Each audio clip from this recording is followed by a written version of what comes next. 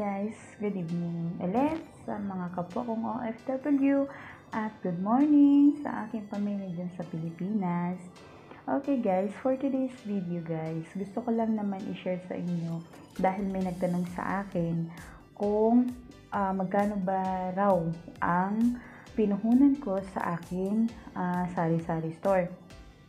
So guys, bago pa natin yan tatalakayin, gusto ko lang naman kung sino yung hindi pa nakakapag-subscribe sa aking channel, just click the subscription below and hit nyo na din po ang notification para updated kayo sa aking mga susunod na videos.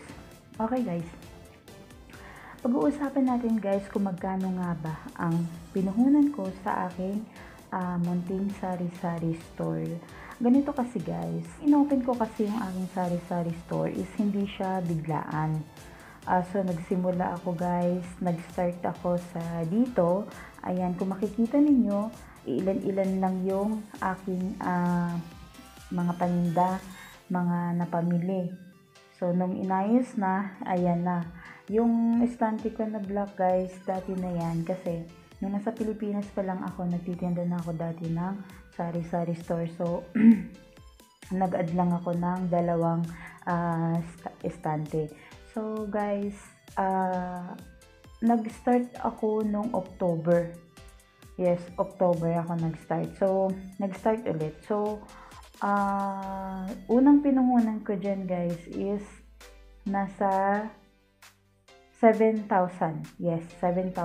7,000 ang unang nilabas kong puhunan sa aking sari-sari store. So, ayan siya guys. Yan pa lang yung napapamili. Wala pang mga alak, sigarilyo, wala pa.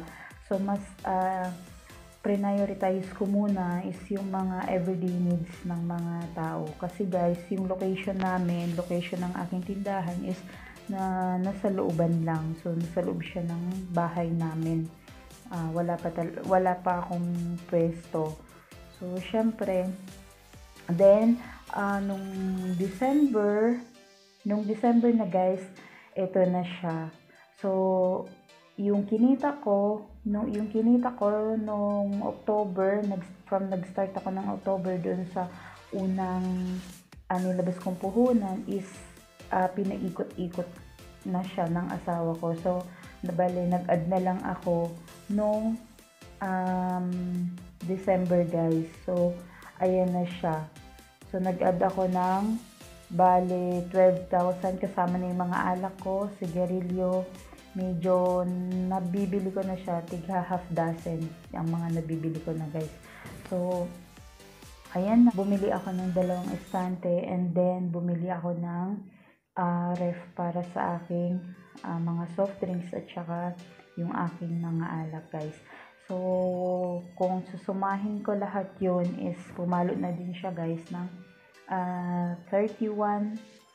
nasa 35,000 na siya ngayon guys.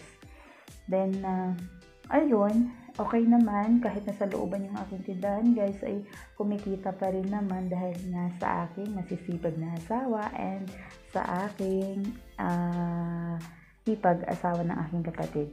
So, sila yung tulong-tulong guys para nagmo-move na ma-manage ng maayos yung aking tindahan.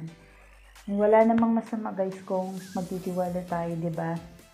Kasi mas maganda 'yon habang dito tayo sa ibang bansa is meron tayong negosyong tumatakbo sa iba sa bansa natin sa Pilipinas. So, yun lang naman guys. Kung may gusto pa kayong malaman about sa aking mga ideas, ano yung mga ginawa ko, just comment down below and gagawan ko po ng video, okay?